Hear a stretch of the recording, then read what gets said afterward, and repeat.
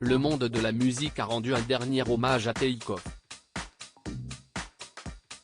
Le rappeur, membre du groupe Migos, avait été victime d'une fusillade le 1er novembre dernier.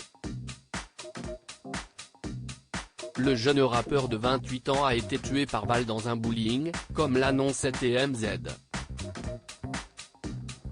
Selon des sources policières et témoins de la tragique scène, Takeoff et Quavo, un autre rappeur, étaient en train de faire une partie de dés lorsqu'une altercation a éclaté et s'est terminée dans un bain de sang. 10 jours après le drame, les fans et les proches de Takeoff se sont réunis dans le centre-ville d'Atlanta, près de là où l'artiste a grandi, au stade State Farm. Son oncle, Quavo, et son cousin Offset, qui formaient avec lui le trio hip-hop Migos, ont livré des discours bouleversants pendant ses funérailles. La cérémonie s'est ouverte sur de la musique gospel. Des roses blanches couvraient la scène et le cercueil de Takeoff était installé au pied d'escalier.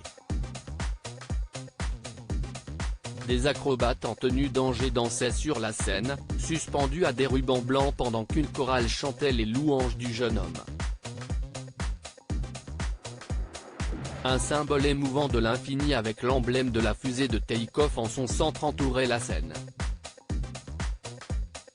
Aux côtés de la famille du rappeur, de nombreuses célébrités étaient venues honorer la mémoire de Takeoff. Notamment Drake, qui a livré un bouleversant éloge funèbre. Si je dois partir avant vous, ne coupez pas de fleurs, ne gravez pas de pierres. Restez tel que je vous ai connu. Pleurez si vous en avez besoin, la séparation est cruelle. Mais la vie continue. Alors, surtout, chantez, a lancé Drake, citant un poème de Joyce Grenfell. Justin Bieber, tu me manques plus que tout. Il a ensuite cité When a Great Trees Fall de Maya Angelou, un poème sur le deuil. Ils ont existé. Ils ont existé. Nous pouvons être. Être et être meilleur.